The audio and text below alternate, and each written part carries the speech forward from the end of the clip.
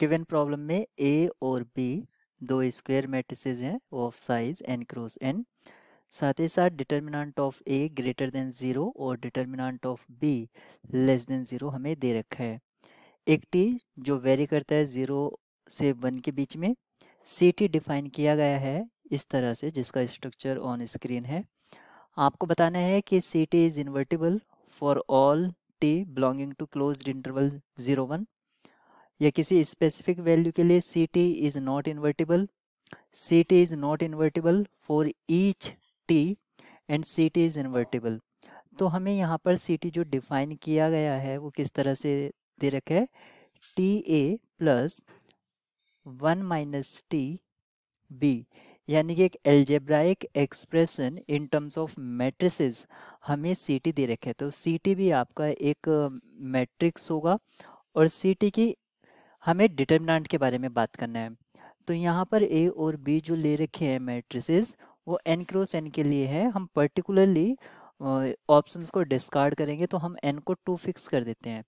तो ए और बी कोई दो ऐसे मैट्रिसेस जो गिवन हाइपोथेसिस को सेटिस्फाई करते हैं और उनके हेल्प से हम ऑप्शंस को डिस्कार्ड करेंगे। तो मैट्रिक्स ए को कंसीडर कर लेते हैं जिसका डिटर्मिनेंट ग्रेटर देन 0 हो। तो आइडेंटिटी मैट्रिक्स ले लेते हैं, इजी वन है। और बी ले लेते हैं इस तरह से -1 0 0 1। बी का डिटर्मिनेंट आपका लेस देन 0 है और ए का ग्रेटर देन 0 है। और सी टी यहाँ से फाइंड करेंगे। तो सी टी क्या है हमारे पास, c t equals to t A plus 1 minus t b. तो टी ए ये हो जाएगा t 0 0 t plus 1 minus t b. तो टी -1 0 0 और 1 माइनस टी। अब इन दो मैट्रिसेस को ऐड कर देंगे तो हमें फाइनली क्या मिल जाएगा, 2t -1 0 0 1। ये हमारे पास सी टी आ गया है। अब जब ये हमारे पास सी टी आ गया है तो अब हमें इस मैट्रिक्स का डिटर्मिनेंट निकालना होगा। तो डिटर्मिनेंट ऑफ सी टी ये किसके इक्वल होगा, 2t -1 के। अगर हमें सी टी इन्वर्टिबल चाहिए तो ये डिटर्मिनेंट किसके इक्वल नहीं होना चाहिए, 0 के। इसका मीनिंग है टी किसके इक्वल नहीं होना चाहिए, हाफ। तो अगर टी हाफ के इक्वल नहीं है तो सी टी आपका इन्वर्टिबल होगा।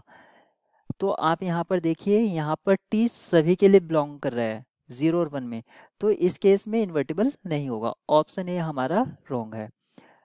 यहाँ पर भी टी आपका there is a t not, एक टी नॉट एग्जिस्ट करेगा 0 और 1 के बीच में, such that C t not is invertible. Option B आपका सही है। C t is not invertible for each के लिए नहीं, बहुत सारे ऐसे एग्जिस्ट कर रहे हैं जहां पर इन्वर्टिबल है, तो ये भी आपका रॉन्ग है। C t is invertible for only finitely many t. तो यहाँ पर इनफाइनाइट है, सिर्फ एक टी को छोड़कर, ओनली सिंगल वन को छोड़कर जो हाफ नहीं होना चाहिए, बाकी के लिए इन्वर्टिबल है और वो इनफाइनाइट है। तो आपका ये ऑप्शन भी रॉन्ग हो जाता है। तो इस प्रॉब्लम के लिए ए सी और डी रॉन्ग ऑप्शन है और राइट की क्या है, बी।